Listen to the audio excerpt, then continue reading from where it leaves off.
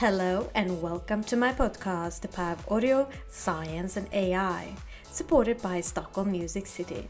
I'm Jasmine Moradi, your host, and in each episode I'll take you backstage to meet with some of the top audio, science and AI personalities in the world. I will interview entrepreneurs, authors, business experts and thought leaders to learn how and why they're so passionate and determined to work in the music industry. I'll give you the knowledge and the insight your business needs to succeed with your audio branding. My guest today is my dear friend and ex-colleague Magnus Rydén. We met for the first time in November 2014 when he was looking for students to validate his music brand scan methodology.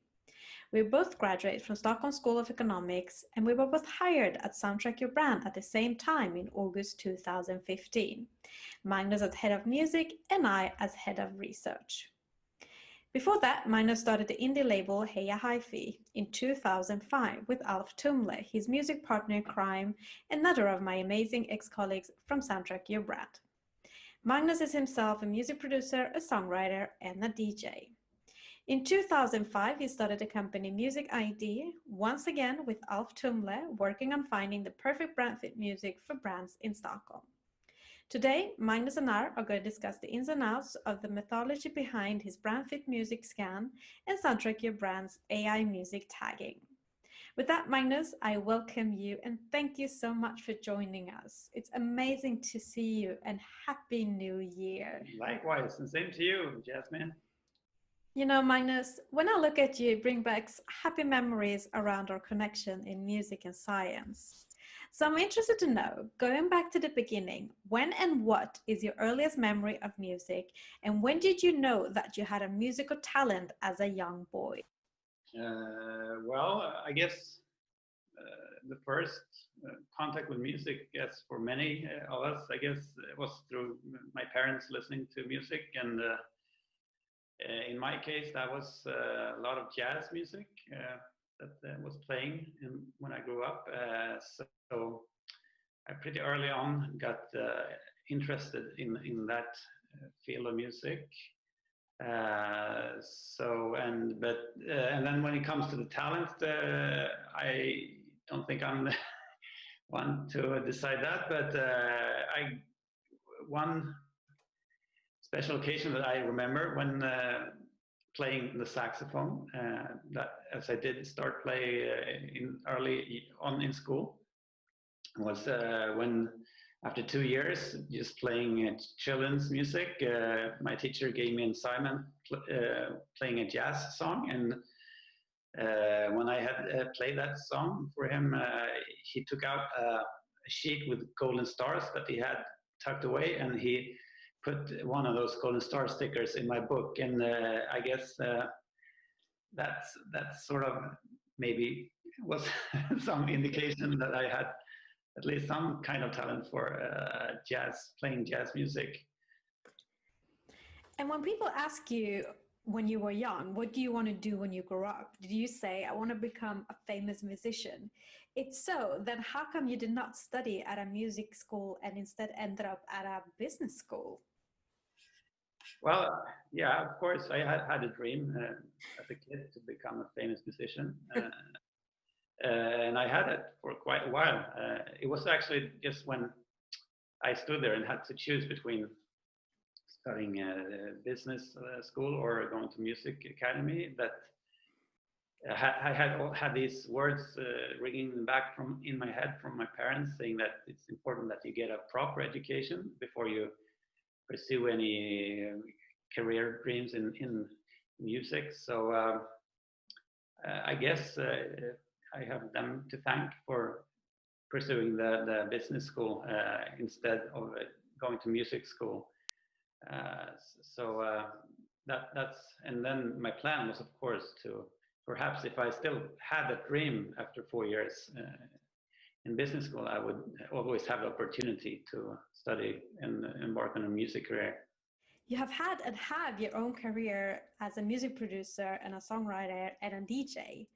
When did you write your first song? Well, it was, it was before business school. I used to play in several bands back then in various jazz constellations, and then I got interested in writing my own songs as well. So I guess in my early teens, I started writing songs. And in 2005, you started the indie label Heya Hifi with Alf. Tell us why you started a label and your greatest memories and learnings. Well, studying in business school during that period, I met Alf through mutual friend. He was back then a producer, just started to produce dance music, house music, and he needed a saxophone solo on one of his first productions. So he got in touch with me and asked me if I wanted to come down to the studio and play the saxophone, and I did, and I immediately fell in love with that whole environment. Being in the studio was very exciting to me because I had never been to one before. So I kind of got stuck hanging around there, and we started collaborating and starting writing songs and producing songs together. And then when I finished business school quite soon thereafter, and then I took the decision to kind of start working full time with producing and writing house music together with them. And we released music on various different small indie record labels, vinyls back then was the format. And we started DJing together and traveling around the world DJing. And then eventually we got tired of dealing with all these various indie labels that are usually very, very passionate people, but sometimes kind of hard to work with because they have very small budgets and sometimes they just disappear and you never hear back from them. So that's when we decided to start our own label to get control over our own music in the beginning. Only releasing ourselves, but then after a while we also started signing other artists that we released on that label.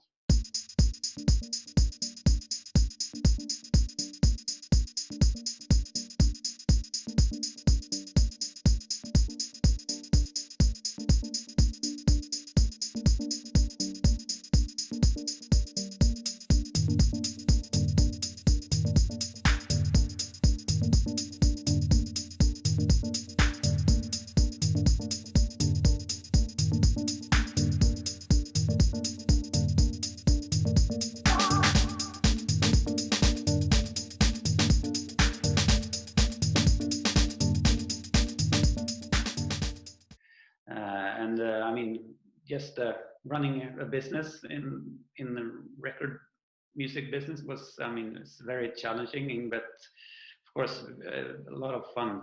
So I have very good memories from that time. But when I met you back then, you were then running a consultancy agency you guys called MusicID.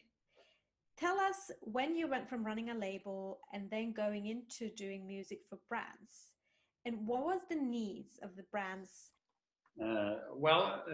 Running a label, being an artist and a DJ, even though we were sort of successful in our field, we still were working in a very small niche. So when the record sales started to plunge with the whole Napster and downloading era, it was tougher and tougher to make a living out of producing music and releasing vinyl records. So we eventually had to start looking around for other ways to make money of our music and our knowledge.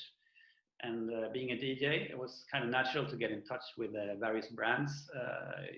You get contacted to play at events or fashion shows. And also after a while, we got requests to program music for restaurants and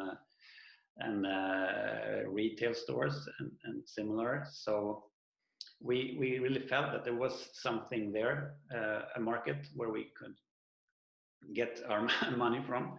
So we still could do some producing on this side, but that whole business grew and grew. So we decided to really start another company just focusing on that, and that turned into a full-time commitment. And back then it was mainly putting together playlists on an iPod that you had to deliver. We were mainly working in the Stockholm area where we live. So we had to, physically visit the stores and plug that iPod in, or it was sometimes even burning CDs that you brought to a to a restaurant and similar. And of course, that's very different to how things are today, when finally streaming has really come into the business-to-business segment. So the digitalization that took place back in the late 2000s in the consumer market, that's really now finally coming to the business-to-business market. What I love about working with you, Magnus, is that you're not just a musician. You also have, because you went to business school, a deep knowledge and passion for scientifically testing hypotheses like myself. Teach us about your music brand scan methodology and what your definition of a brand fit music is. Yeah, sure. I think the first time when we really got a big assignment was when the department store in Stockholm contacted us, and they wanted background music for the whole department store, and we sat down with the marketing team, and the brief we got was that they wanted flirty and sexy and happy music. And me and Alf just looked at ourselves and like questions mark, because it's very vague brief to create music, like thousands of songs that should be sexy and flirty. And so we went back to our chambers and started to think of other ways to give our clients a tool so that they could more easily explain or communicate what type of music should be played in their store or restaurant. And we came to the conclusion that when looking at a brand, what the element in a brand that can most easily be translated into music is the brand personality. All brands that have a marketing department usually have a brand personality as a part of the brand platform. So we sat down and started mapping out different personality types to certain types of music, and created a model that we then called the brand scan, where basically you can by identifying your brand personality, we can then based on those personality traits select music, because the brand personality types that we have identified and where that the user can choose from all maps to certain types of music, and that was very fruitful for us, because then the marketing people could still speak their language around their brand that they were used to talking about the brand in, and we could then sit down and focus on the music where our expertise was. So that was the first time when we were basically forced to come up with this model to be able to deliver something valuable for the client. Run us through then. I'm a brand, I come to you. How do you go from this process steps? Sure. The first step is, of course, like I mentioned, to really look at your brand personality that you usually have defined if you own the brand. So with that knowledge, we then sit down and make the client have choosing various opposite personality traits, and then they have to choose if they are an elegant or rugged brand, if they are a modern or more traditional brand, are they more discreet or more expressive, are they more technological or more human. And we have a set of these pairs where they are opposite personality traits that the user or client have to choose from. And then we use those personality traits then to put together background music. And that's the first step. And then, of course, we have the customers, because in the end, they are the ones who are going to listen to the music and perceive the brand in a certain way, the way that we want them to perceive the brand. So it's important to look at the target group of the client and kind of analyze what type of music they are used to listening to, so they can understand and relate to the music that is being played. I mean, if there's an old person that just listened to jazz and you then end up just playing modern electronic dance music, we will not be able to really communicate to that target group. So it's important to choose music that is relevant to the target group. And then finally, also it's very important to look at the business, what kind of business you're running. I mean, playing heavy metal at a spa, it makes no sense. So if you have a spa, of course, there's certain types of music that fits that type of business. And the same goes if you're a gym or if you're a bar or a retail store. I mean, each business type have their own like music prerequisites that applies. You have actually been able to validate your music brand scans. So let us look back to autumn 2014. I was in the middle of figuring out my thesis topic when our professor announced that a music company was looking for students to validate their music methodology, which was you guys. And me coming from a background in the event industry and finding out that an in-store marketing book of 300 pages only had 2 pages talking about the power of in-store music, I instantly jumped at the opportunity and called you right away. And I remember you were a little bit skeptical, as you said, you had many students that had promised to deliver but had not. And here I am, a super excited and super motivated student that wants to create a music research that the entire world will read. And voila, today we have together developed several groundbreaking in-store music reports that thousands of marketers have read around the world. So dreams do come true. Now I'm interested to know, what are your thoughts and memories looking back on my first phone call and our music research journey together? Yeah, well, I mean, it's I always love enthusiasm. That's I mean, it's impossible to not talk to you and not be blown away by your enthusiasm. But yeah, like you said, I've had several students that yeah, sometimes they just disappear in the process, started working, and so I mean, yeah, I guess that's my nature, being a bit skeptic.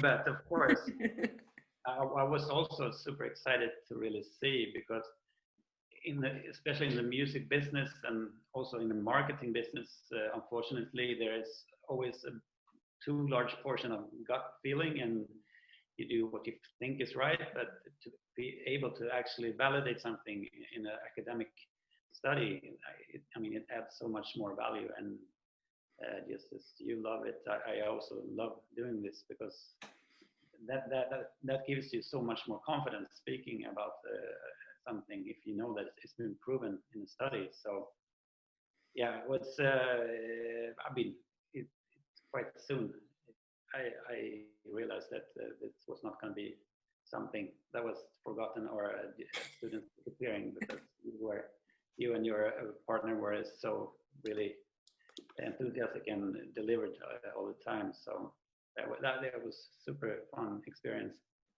Well, then let us dig into the Gant music study that we did. And Gant was one of your clients, and we worked with one of their stores in Stockholm in Sweden. And during 3 Saturdays, we collected sales data, customer satisfaction surveys, and clocked how long the customers had spent in the store. Now I'm interested to know, from your lens, can you present for us, how did you develop the music manipulation in the Gant study with your brand fit music methodology? And also, what are your analyses around our findings looking at the music that you developed? So just give you some ideas of what it actually looks like in Gant stores. A couple of slides here that you can see that's very elegant, and they use colors and a lot of organic materials like wood and a lot of flowers. Also, here's another slide that shows the kind of warm and cozy environment, but still very elegant and human. So just like in all cases, we sit down with the client marketing department and go through the brand personality, and that's what we did with Gant as well, and identified that Gant is a very elegant, modern, easygoing, expressive, and human brand. That's what kind of defined their brand personality. So of course then that's what we're going to use when we choose music for their in-store environments. So to summarize then, that modern music is the sounds of today, contemporary music compared to traditional music. So in Gant's case, then we don't want to play like goldies music, your parents' music, because if a customer comes into a Gant store and they hear that, they're not going to perceive Gant as very modern.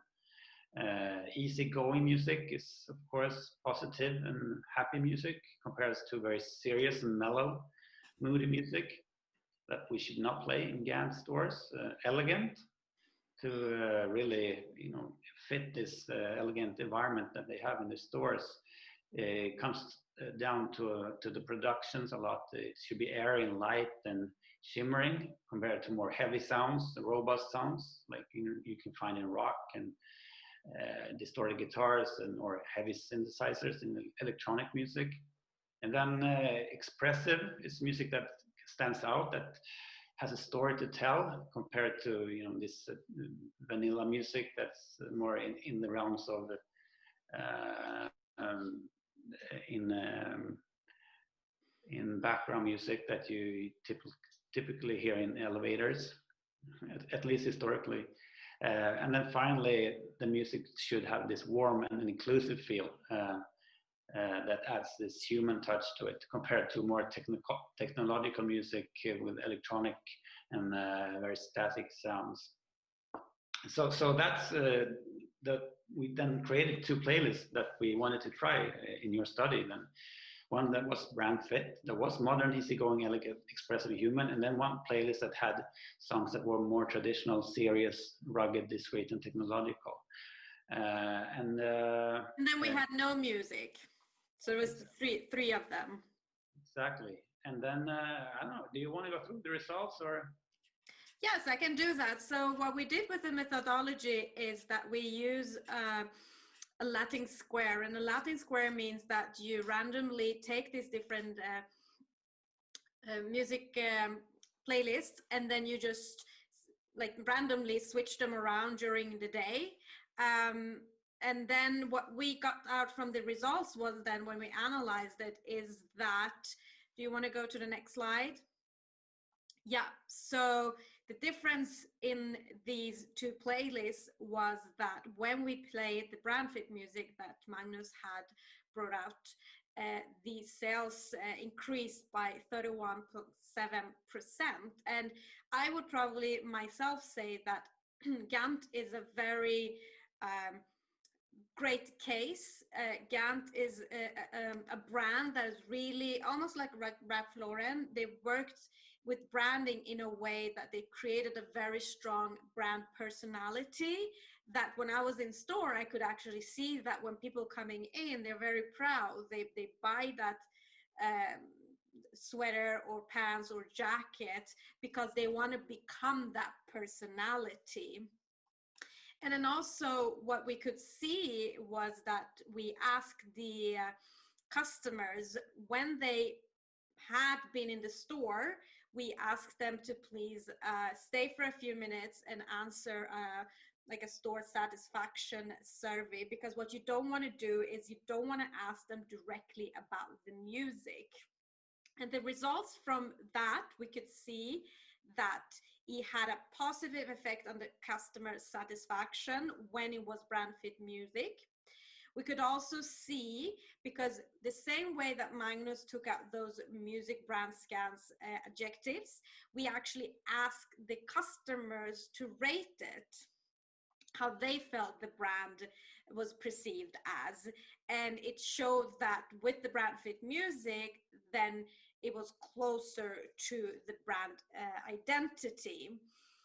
What we also did was that we clocked the customers from when they came in and until they left in all the manipulations, and we could even here see that the customers stayed longer when the brand fit music was playing.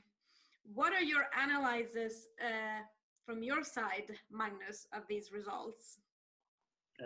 Well, I mean, it's very, it plays very well with other studies that has been made in this field, because I mean, all these results are expected when you play music that fits the brand, and there are various psychological effects that come into play here that creates this result.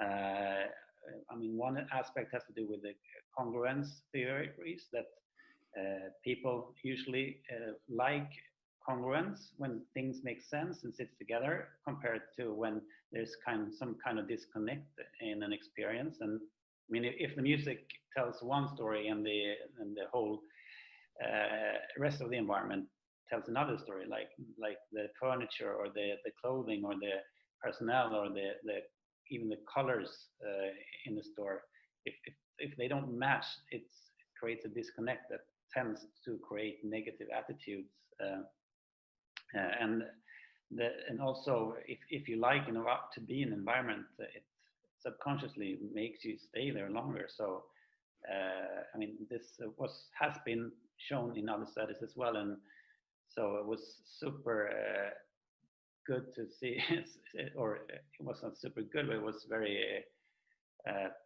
very satisfactory to see this also in your study, because it kind of proved that then we had a model that actually could translate a brand into music and bridge that gap between the music curators and the marketing departments.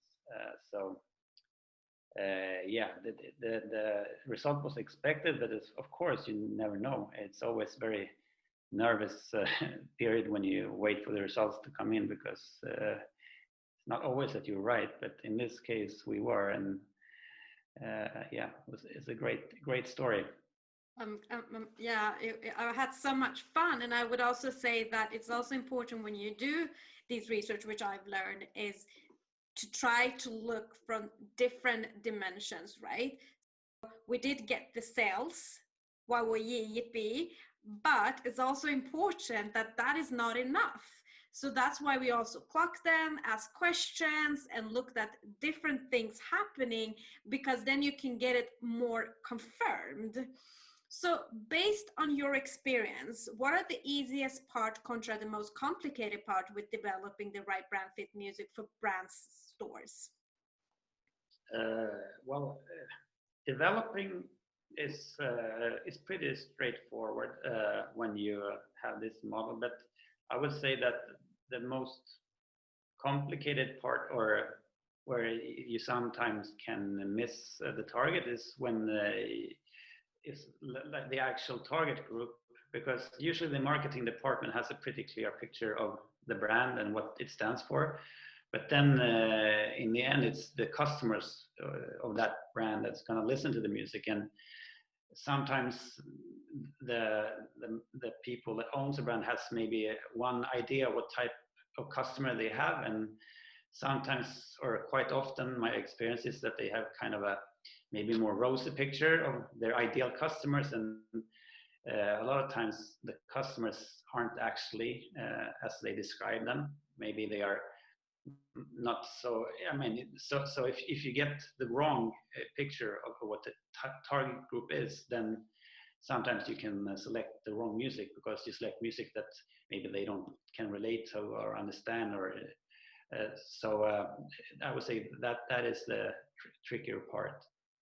And that was also proven when I did like the pre-studies before the big study in the Gant study, that the brand identity that the customer had, and when you went out and asked those objectives with the customers, you could see that the brand image, as it's called then, didn't really fit. So it's very important for brands to remember that the communication that they make out of the brand identity that they want to be perceived, that they also need to go out and ask their target group, does this fit? And that is when I would say is you come the closest to finding the perfect music. But I have another, I'm going to put you a little bit on the spot here.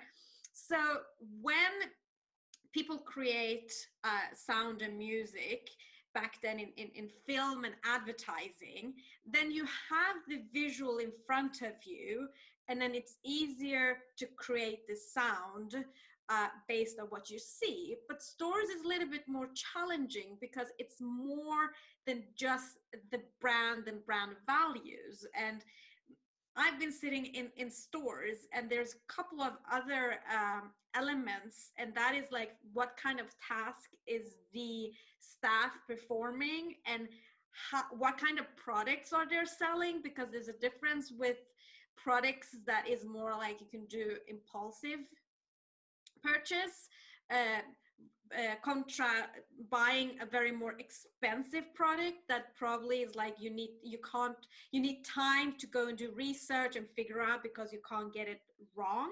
But also there's a flow going on in the store, so you need to also want to know how do you want to use the music for the customers to move. What is your take on this? Yeah, of course. I mean, just fitting the music to the brand, that's only one aspect. Yeah, like I mentioned, the whole business, what the business prerequisites are, is aspect that, I mean, that's not what we really looked at in the Gant study, but it's also very important to have that in mind when you program these playlists. Even though maybe the music fits the brand, there's still other elements that you need to take into account. Yeah. Like you said, what type of behaviors do we want to promote among the customers, and not forget the employees, because I mean, they are the ones who are actually going to stand there listening to the music day in and day out. And if they hate the music, I mean, it's not too far-fetched to assume that their performance will kind of be affected by that if they are irritated about the music all the time. So that is, of course, another aspect that you need to take into account. That maybe does not really have so much to do with the actual brand fit part, but it's very important when you program music for businesses. Yeah, I mean, Soundtrack Your Brand is the first company in the world that, on a big scale, has scientifically proven the power of in-store music. So we went on, and when we got hired, we continued doing research, bigger than one that was Gant, and you can say we replicated it somehow, and it showed similar results. However, there's still some challenges for brands and small stores when applying brand fit music. So how come it's been neglected as a marketing tool, and how is Soundtrack Your Brand helping businesses with this challenge today? Well, neglected because, I mean, it's a field so much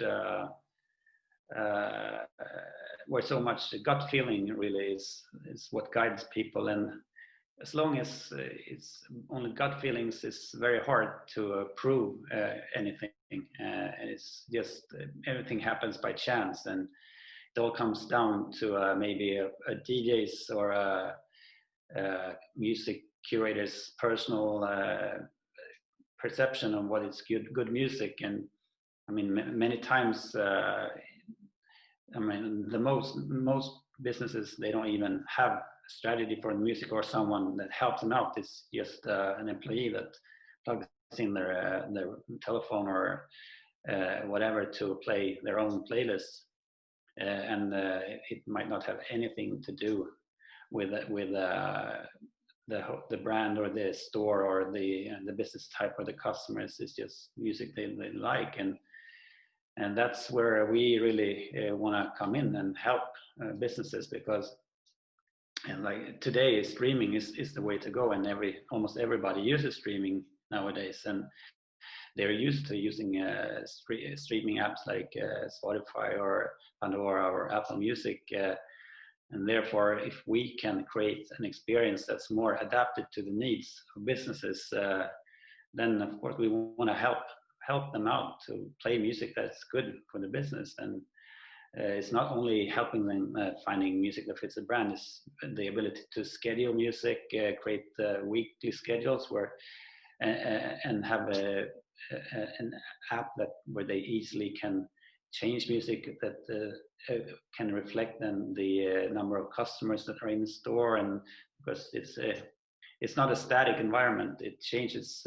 throughout the day and throughout the week, and the music that maybe fits on a Monday morning necessarily it doesn't fit on a Friday evening. So so we constantly just try to evolve our product to be able to give them the users tools to play music that can help their business.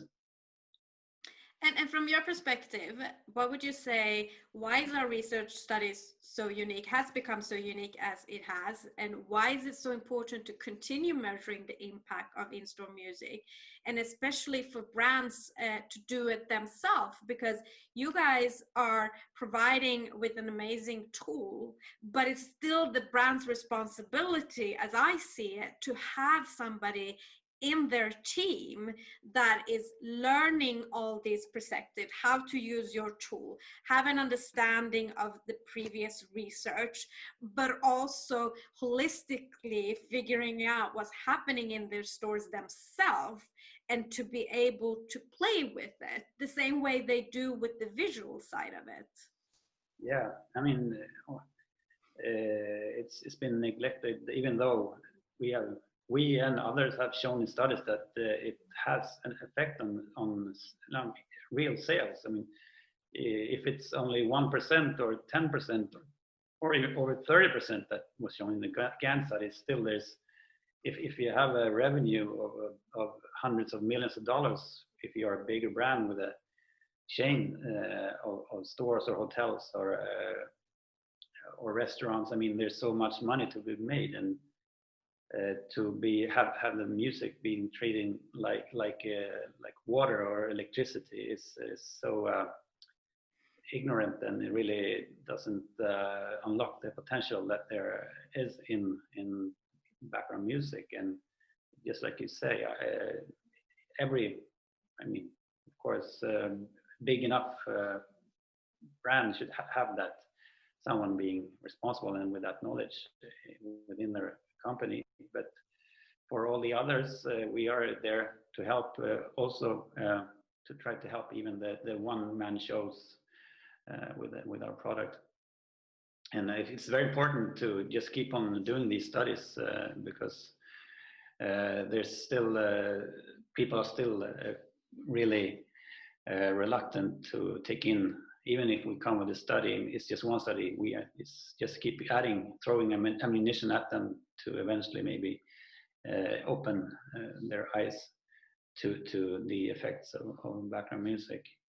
And what other in-store music research hypotheses are you still curious to discover and conduct in the future? I mean, well, one area that has been neglected somewhat. I know that you did a study on the employees, right? How they perform and how their performance is connected to background music. But I mean, it's still much to be investigated there. The effects of the background music on staff usually the only time you hear about that, the media loves to talk about that every Christmas, because then it's always some poor employee that gets interviewed about the horror of hearing Christmas music from October to January, and they get sick and tired of it and almost want to quit. So definitely that's an important area that we want to research and also create tools. I mean, if therefore I think it's important to develop our product so that the users can also, like an administrator or the responsible person can create a pool of music, but from within that pool, maybe the employees should be able to then select music that they like, so they still can influence the music somewhat, but they cannot ruin the experience for their customers. So that is, I think it's very interesting. And another aspect is also like, because music, it's a global language, and brands also figure out differently, like should culture wise how it affects, because in different countries, even if we do somehow perceive music similarly, I think culturally wise there's a difference. It could be interesting. And regarding the Christmas music, I would actually say, artists, get out more new Christmas music so we don't keep using the old ones, or don't play like constantly the same. You can mix it with new and old and so on. But you've been a music supervisor for many years now, a role which has required a lot of manual work. So let us look into the future and talking about the automating the work of a music supervisor. As Soundtrack Your brand, you've now for years with your team been manually tagging music and applying it to deep learning, helping in businesses to discover relevant music with the help of AI, because there's like million songs to choose from. So walk us through your tagging process and how far you've reached today, and how's your process different from other in-store music providers? Well, the tagging process is mainly our music team here at Soundtrack Your brand listening to a song and then annotating various dimensions of the song, everything from the energy and tempo of the song to genres and release years, vocals, who's singing, is it a woman or a man, is it what language are they singing in, what type of brand personalities, is it communicating, so I mean, things like that. We sit and for every song we kind of tag that song, and then as we have tagged over 100,000 of songs, we have given all those songs and the data to algorithms, who then can train our machine learning team, then can train these algorithms. So eventually they will be able to look at a completely new song, and then based on the learnings from how we have tagged all these 100,000 of songs, it can listen to the song and then tag it automatically by deep learning. So currently we have come pretty far and have been able to trim these algorithms. So they are. I mean, when we first started it, I was a bit skeptical, like I always am, how good it actually could get, but I've been blown away how accurate these algorithms actually can be, and so yeah, it can tell. I mean, the tempo, the energy in the song, and what genre it is, and if it's sung, if it's vocals in them, and even if it's elegant or a robust song, or if it's a modern or traditional song. So I mean, of course, it like you said, there's big challenges with cultural differences, and so but the first step is to really get it tight, this model in the Western realm of music, I would say, because that was the easiest area where we could start, and then to expand it to other cultures as well. And that's, I mean, the next step, I would say. In my podcast with our common friend Thomas Liddy, he and I spoke about that humanizing AI and feedback loops. Because music is so subjective, and the AI is as good as you train it, and once you train it, you still need to obtain it. So what are the challenges you've discovered with tagging music, and how does Soundtrack Impress minimize this bias and errors? Well, of course, I mean, I think it's always going to be hard to beat a human DJ. I mean, if we had a human playing music in a store 24/7, I think it's going to be hard to beat that. At least if it's a good DJ.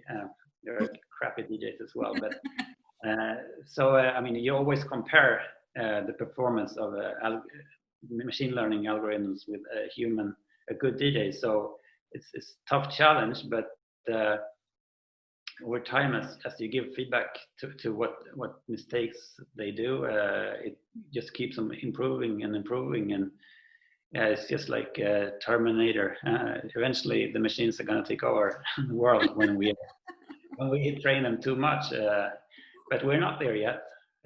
I'm glad for that. And of course, in the music business, I mean, there's always new trends coming and new genres developing, and so it's hard for a machine. I mean, if a model doesn't recognize what it sees, then it will not be able to perform well. So this always has to be, at least that's my opinion, like a human or humans to kind of tell the machines what to do and give them new inputs as the environment evolves and changes. So that will be a big part of our job, I think, going forward, to look for new trends and find new concepts that we should train new models on. Have you thought about then trying to build something that reads, or there are some companies that are specifying in that. I know that when we work in future polls, that can like read on the internet of what's going on with the trends, and that could help. Another one could be maybe do crowdsourcing, having like a bunch of people that helps listening and giving back feedback. Yeah, exactly. So yeah, of course, those are maybe not looking at trends. I mean, there are the businesses that does that better than us, but definitely, I mean, looking just like Spotify have been very successful with crowdsourcing and do create so much or collect so much data from their users to really find new trends and stuff. And that's of course something that we are looking into and working with as well. Interesting. And you guys has just launched a new product that you call Soundtrack Unlimited. What is more unique with this product compared to the other ones, and what are the benefits and challenges you're helping with this one?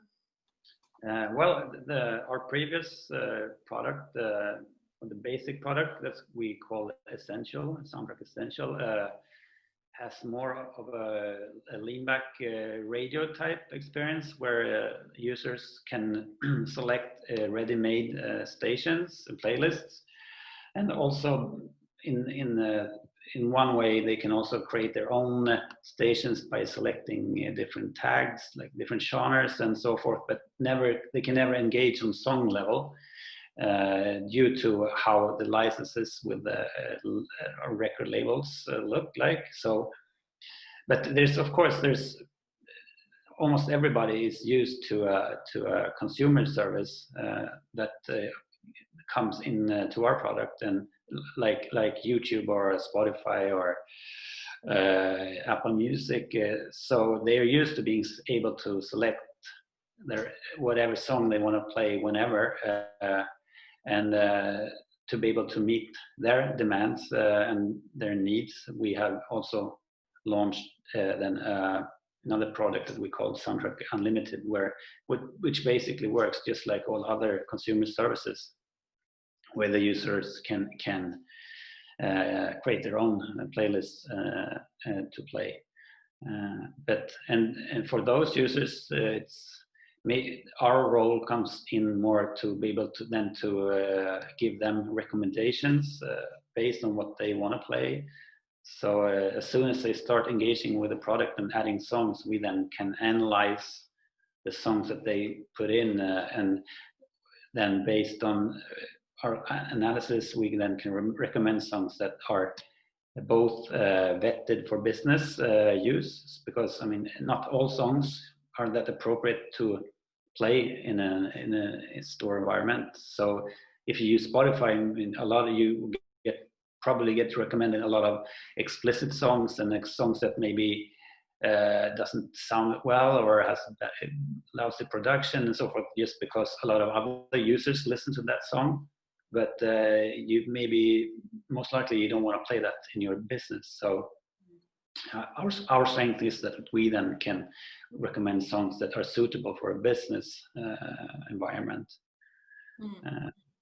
So the businesses can take more control then of their music, and also they're playing it legally now for the first time, and that means also that artists are getting fair paid for their music being played in stores, which is super important, because going back to what you say with Napster and a lot of artists losing their income by that this is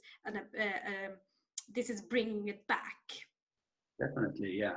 Of course, that's, I mean, me being an artist from the beginning, that's one of the reasons why I work at Soundtrack Brand, to be able to actually make sure that artists get fairly compensation for their works. I mean, it's a really important part of our business, even though it's not what I do on a day-to-day basis. But really long term, it is. You can't think about that now. You have to build something towards that. Now I want to know, because you've been doing this for so many years. So what are your best practices on steps for brands to strategically consider when creating their in-store music?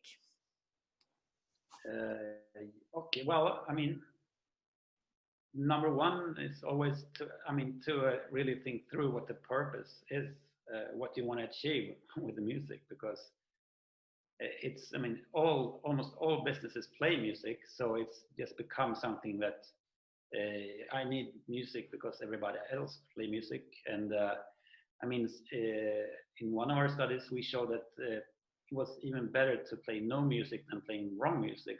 So just playing music, that's not good enough, because it actually can hurt your sales, just playing the wrong music instead of just having silence. So first step is always to have a purpose with the music. What do you want to do? Do you want to make people moving faster, or make them moving slower? Do you want to enhance your brand image? Do you want to increase sales? Do you want people to stay longer, or do you want them to feel relaxed, or do you want them to, there's so many things you can do with music. So think that through before you start putting together a playlist, because once you know what you want to do, there are, I mean, clear guides that you can follow to be able to actually achieve what you want to achieve. With your amazing background and deep knowledge working as a music supervisor, what advice would you give to people that are looking into a career as a music supervisor today? Well, I mean, if you know a lot about music and you're already putting together playlists, it's not that big step really, because a lot of businesses they want help doing this, even though it's going to be tough to approach larger chains, bigger brands. But I mean, almost every business plays music, and I mean, that's the way we started, approaching just a bar or a restaurant or a hairdresser or whatever. And to be able to gain experience is really easy, I would say. because the market is huge. So just start doing that, and then you can work on your resume. And then, I mean, if you either you build your own business, having your own business, I mean, there are many small companies out there that do this 1 or 2 man shows that just help small businesses create playlists. Or, I mean, and then there of course are companies like Soundtrack Your Brand, where we work with bigger brands as well as a product and smaller brands. So I mean, there are many ways you can create or embark on a career as a music supervisor, and I would say the threshold to do it is very low. And from my side would be that I hope that brands themselves start seeing this as a potential role in their own teams, so they can continue working it in-house. So it's not always the marketing person doing it, but actually a profession that can take this holistic role. And now with the new now and the whole pandemic, what do you believe is the future of shopping and in-store music branding? And especially, how can music help stores during this period of time? Well, I think that the pandemic has only accelerated the whole development towards more e-commerce and shopping online.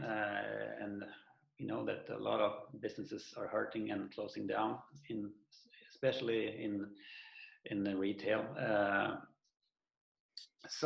And then I think that the whole experience or physical experience in retail is perhaps going to move even more towards creating an experience or a place where you can really communicate your brand and have these more flagship type of experience where you really create an experience for your customers to explore the brand. And then of course the music is a vital part of that experience. So I think that is still background music is going to be just as important as it is today, even though maybe a lot of business is moving to the internet. I mean, and this is, and during the pandemic, and of course there's stuff you can do. Also, as we gone through here, we can you can control the behaviors of your customers. So you can influence, if you don't want to have big lines, you can have certain music that kind of increases the throughput of customers, and small tips like that.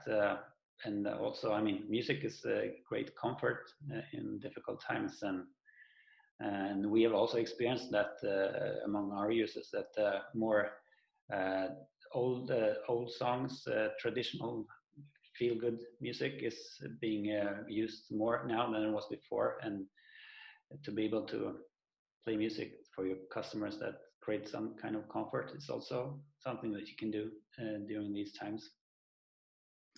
Thank you very much, Magnus. It's been a pleasure having you, and it's just amazing because it's the first time we got the chance to actually have a conversation around the work that we have done together, and I look forward what the future can bring. Thank you. Thank you, Jasmine. It was a pleasure. Well, that's all for today's episode of The Power of Audio, Science and AI. I'm Jasmine Rydén, your host, and thank you very much for listening. If you like this podcast and want to follow my journey towards discovering the secrets behind the power of audio, science and AI, where I will give you the knowledge and the insight your business needs to succeed with your audio branding, then make sure to never miss an episode by subscribing on my website, jasminerydén.com, YouTube, Spotify, iTunes and Google Play. I'm working towards increasing the value of music so that artists receive their fair share of the economic value they create in our society. So make sure to spread the word to fellow brand leaders and business network through your social media. This episode is supported by Stockholm Music City and music by Skirk.